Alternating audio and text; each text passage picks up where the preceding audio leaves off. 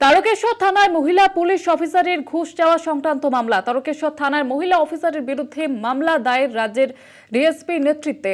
তদন্ত শুরু করেছে হাইকোর্টে এবং এমনটাই জানানো হয়েছে রাজ্যের আইনজীবী তরফ থেকে। আপনাদের আবারও একবার জানিয়ে রাখবো, তারকেশ্বর থানার মহিলা অফিসারের বিরুদ্ধে মামলা দায়ের করা হয়েছে রাজ্যের তরফ থেকে। তারকেশ্বর থানার মহিলা পুলিশের ঘুষ চাওয়া সংক্রান্ত মামলা এবং ইতিমধ্যেই তারকেশ্বর থানার মহিলা অফিসারের বিরুদ্ধে মামলা দায়ের রাজ্যের ডিএসপির নেতৃত্বে। তদন্ত শুরু করেছে হাইকোর্টে, জানালেন রাজ্যের আইনজীবী।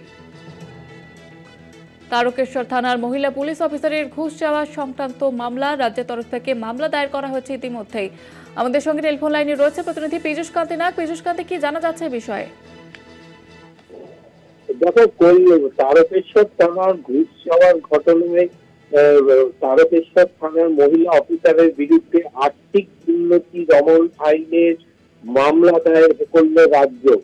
ডিএসপির নেতৃত্বে শুরু হয়েছে এই তদন্ত। কলকাতা হাইকোর্টে জানালেন রাজ্যের আইনজীবী। বিচারপতি দেবাংশু বসাকের ডিভিশন বেঞ্চে এই তথ্য দেওয়ার পর বিচারপতি দেবাংশু বসাকের মন্তব্য, এটা আরো আগেই করা উচিত ছিল।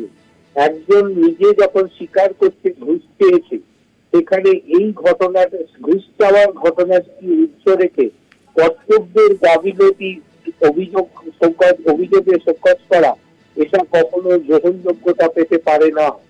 আবেদনকারীর আইনজীবী শুভব্রত দত্ত এদিন জানান যে পুলিশ বাড়ির সিসিটিভি সহ আরো নথি ও সাক্ষী পেয়েছে। এই ঘটনায় শুধু ফোনের কথোপকথনের রেকর্ড আবেদনকারীর কাছে রয়েছে, সেইটুকু তারা দিতে পারে তদন্তের স্বার্থে।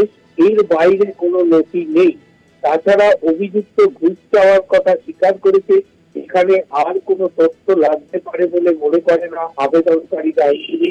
এমনটাই সওয়াল ডিভিশন বেঞ্চের কাছে।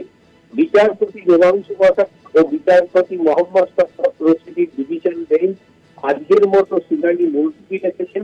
আগামীকাল এই মামলার পুনরায় শুনানির দিন ধার্য করা হয়েছে।